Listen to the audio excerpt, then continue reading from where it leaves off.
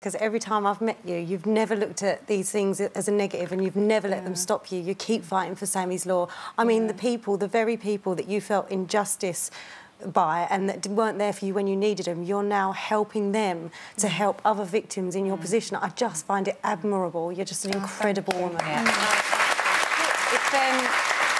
I think if you would have said to me about 5 years ago, you know, one day you're going to be helping, you know, the police, I would have said not in a million years, and I wouldn't even be put in a room with a police officer, you know, never mind working with them.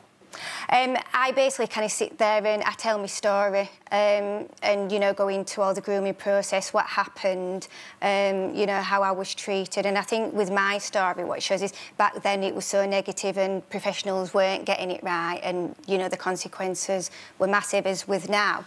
You know, professionals got it right, I got justice, the correct support, and it's turned my life around. So I speak about the negatives as well as the positives. It's as well about, you know, treating people with that, you know, respect. And one thing I always say to professionals is whenever you're dealing with a victim, is to treat them how you'd expect your own child to be treated, you know, about that victim approach.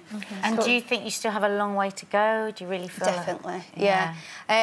Every time I think, you know, we're really getting somewhere, something comes along and kind of knocks you back a little bit, but you just got to keep going. I know it was going to be a fight, and you know, we've got to do it for the next generation, haven't we? Yeah. They need us. Talking about the fight, there was a petition that was launched to get a fresh criminal investigation into the former council managers and councillors who were involved at the time of the Rotherham child sex abuse, and we've just actually heard this today that South Yorkshire Police have ruled out that new investigation. They say that there's insufficient evidence to justify that.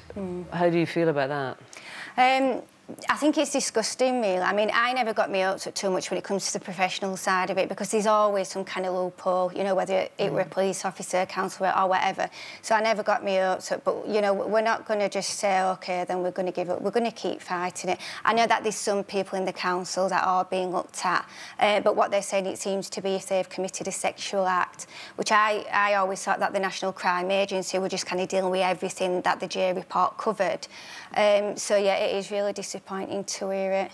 I personally feel like they've just been rewarded, all the professionals, you know, they got a payout, they've been sent on the way and that's it. They've not had to deal with anything with us Westerly picking up. Well, that's the conclusion of the police, that there's insufficient evidence to justify a criminal investigation. So, as I say, we just heard that today. Sammy, I mean, as you just said there as well, Stacey, you and indeed our audience, they loved, actually, people listening to your story, the way that you speak about it, the passion that you have about moving forward.